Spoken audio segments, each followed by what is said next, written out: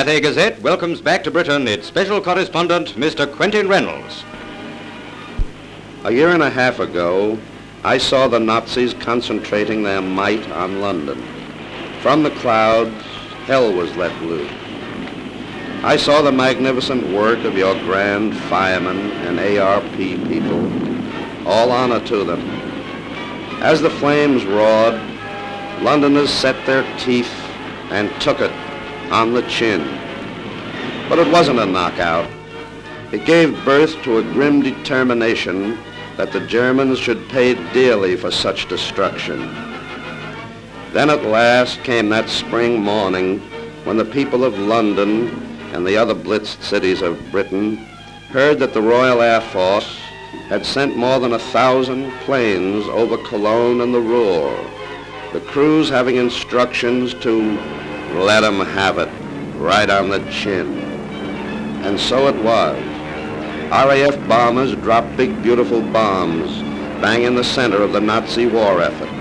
An uppercut right on the chin, creating havoc and fear in the hearts of the foolish people who put Hitler in power and keep him there.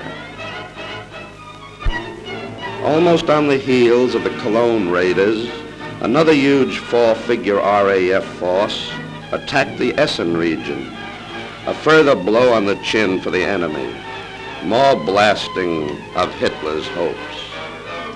Many Nazi dupes now know that Goering's promise that no British planes would ever be allowed to fly over Germany was just futile boasting. My country will help knock sense into these misguided people. The United States Air Force Chief has said, American airmen hope soon to fly and fight beside the R.A.F. in these decisive blows against our common enemy. By way of reprisal for history's biggest air raid on Germany's war industry center at Cologne, the Nazis selected Canterbury. Imagine that. Look at these pre-war pictures of Canterbury, a quiet little English town of less than 25,000 inhabitants, bombed as reprisal for an attack on a mighty German city of first importance to the Nazi war machine. That's the Nazi mentality. Canterbury for Cologne. It's fantastic. As I walk through the streets of Canterbury, I realize that destruction such as this can have no part in furthering Germany's war effort. It can only further the British effort, for it emphasizes that only the complete destruction of Hitler and his gang will end the madness which they have brought upon the world. To that end, we, your country and mine, have adopted as our battle cry, let 'em have it, right on the chin.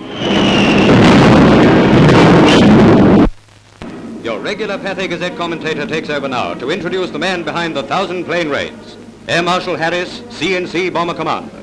The Nazis entered this war under the rather childish delusion that they were going to bomb everybody else and nobody was going to bomb them.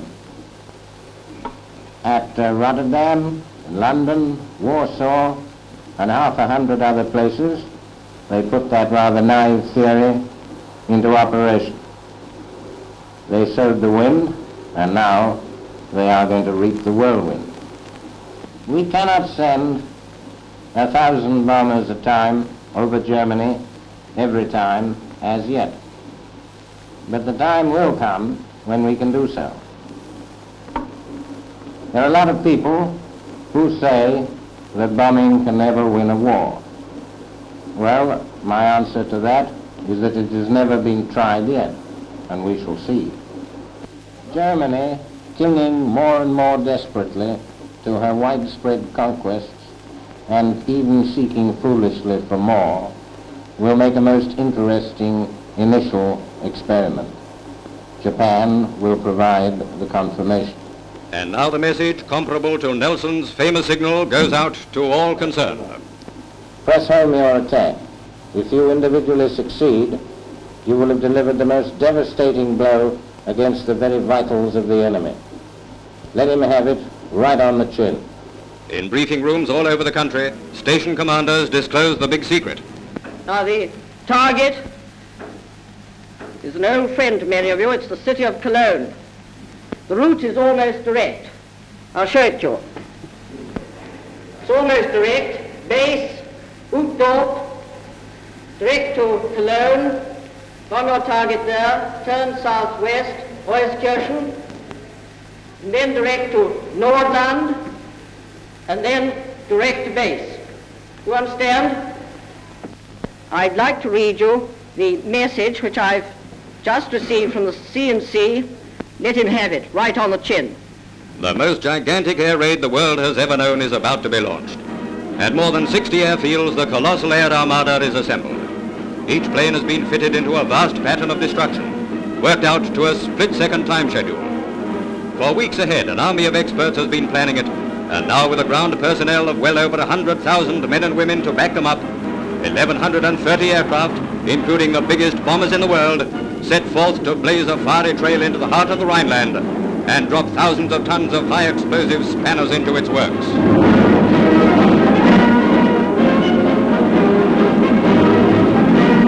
In this gigantic follow-me-leader 90-minute raid, the planes bombed at the rate of one every 6 seconds, while between 7,000 and 8,000 Britishers in British-built planes sat on top of Germany and gave it hell.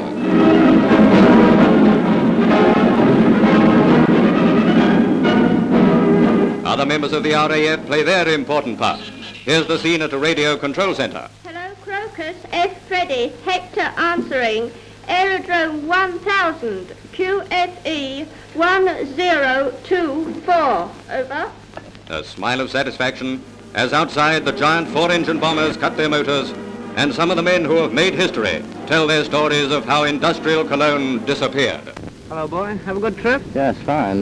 Bang on trip, yes. Was it? Absolutely.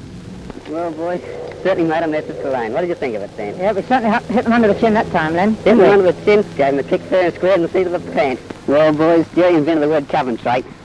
Well, I don't suppose Odie Cologne smells so good now. There's only one thing that I'm afraid we shan't be doing this trip again for a very long time. Nice so it was, because there doesn't seem to be very much left for our attention there. Did anybody see any Jerrys? No, sir. There wasn't any room. There were too many of our own aboard. Excellent.